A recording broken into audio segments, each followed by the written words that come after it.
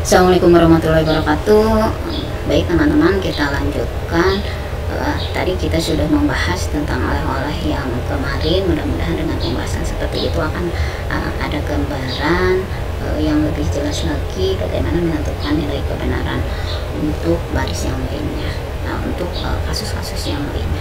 Nah, untuk sekarang kita bahas tentang masih di proposisi majemuk. Nah, ada hal yang perlu kita ketahui di proposisi majemuk.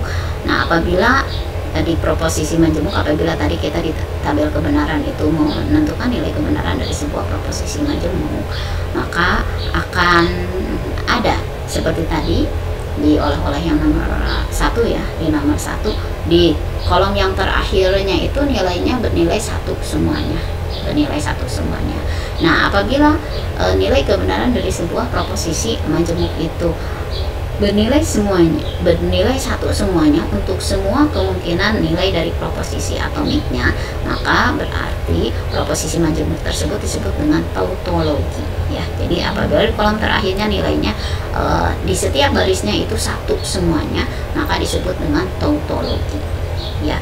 Dan apabila pada setiap barisnya bernilai 0 semuanya, maka proposisi majemuk tersebut itu disebut dengan kontradiksi ya. Jadi ada yang disebut dengan tautologi apabila nilai kebenarannya benar semuanya, dan disebut dengan kontradiksi apabila nilai kebenarannya salah semuanya.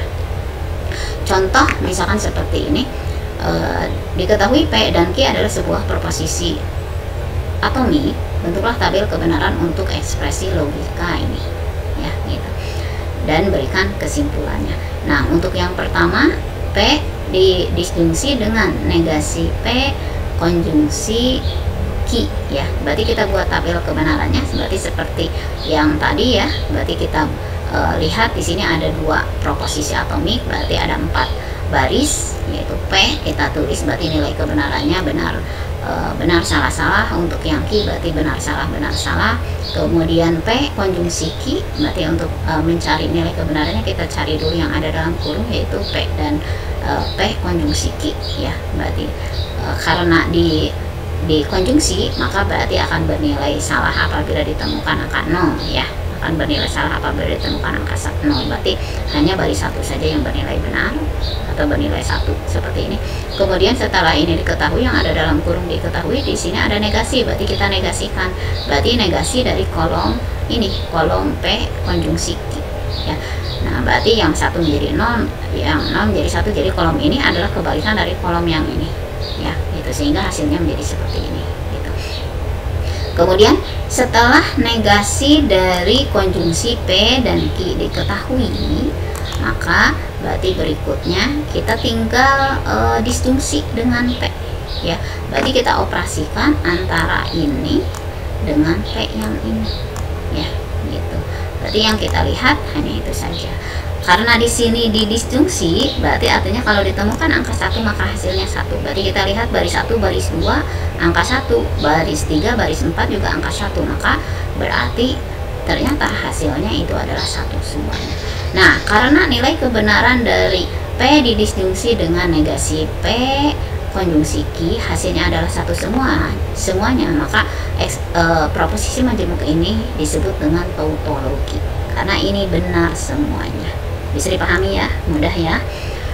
Nah, sekarang bagaimana untuk yang kedua, untuk ekspresi logika yang kedua, yaitu P konjungsi Q dikonjungsi dengan negasi dari P atau Q.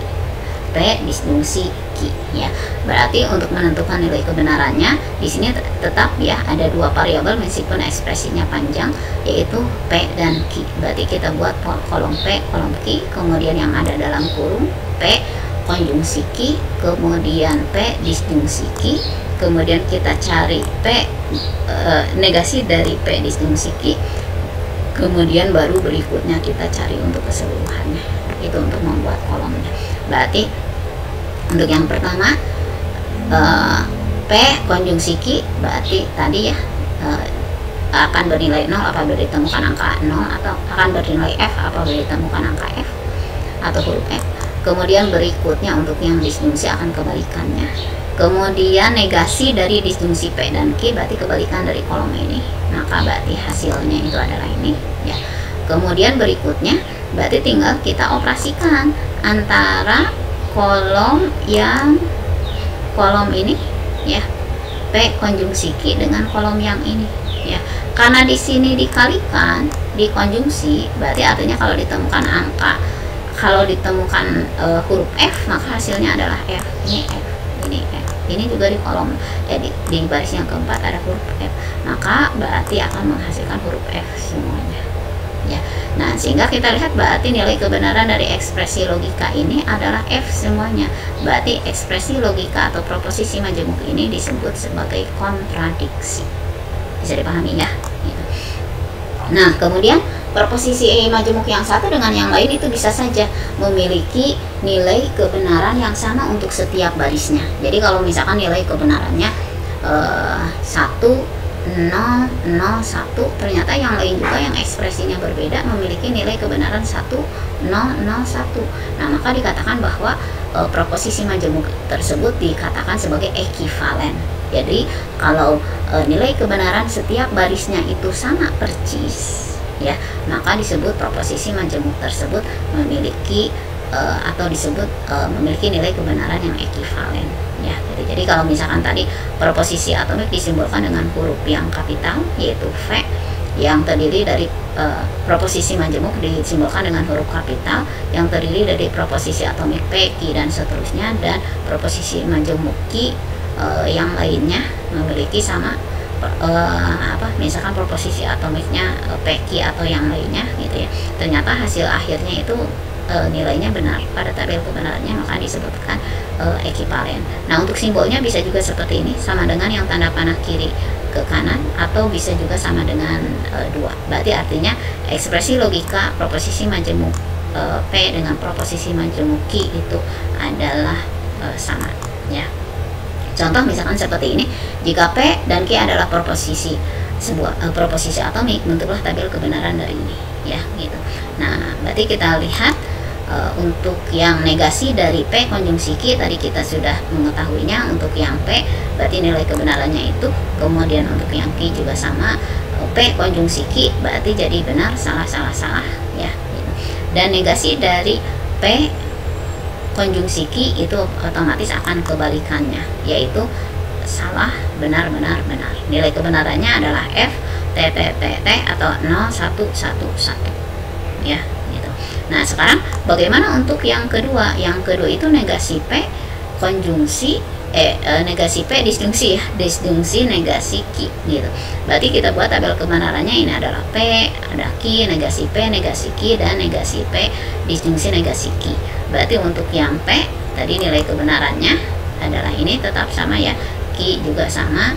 Kemudian negasi P berarti kebalikan dari P, kemudian negasi Q dari kebalikan dari Q, kemudian negasi P disjungsi negasi Q. Berarti yang kita operasikan yang 2 aja ya gitu. Yang ini berarti kita lihat karena disjungsi berarti ini penjumlahan, berarti artinya kalau ditemukan angka 1 maka hasilnya 1. Ternyata ini tidak ada angka 1, di sini ada angka 1, di sini juga ada angka 1, baris yang keempat juga ada angka 1, berarti hasilnya adalah ini. Berarti kita lihat nilai kebenarannya itu kalau menggunakan angka 1010 itu ternyata sama ya gitu, 0111. Nah, sehingga berarti negasi dari P konjungsi Q itu akan sama nilainya dengan negasi P disjungsi negasi Q, yaitu 0111.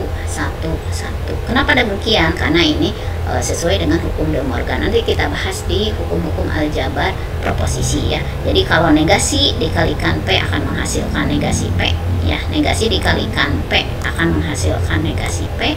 Kemudian negasi dikalikan konjungsi akan menghasilkan disjungsi, dan negasi dikalikan dengan Q akan menghasilkan negasi Q. Maka hasilnya akan sama sesuai dengan hukum De Morgan. Nah, itu saja berarti untuk pembahasan kali ini. Kita lanjut dengan disjungsi eksklusi. Assalamualaikum.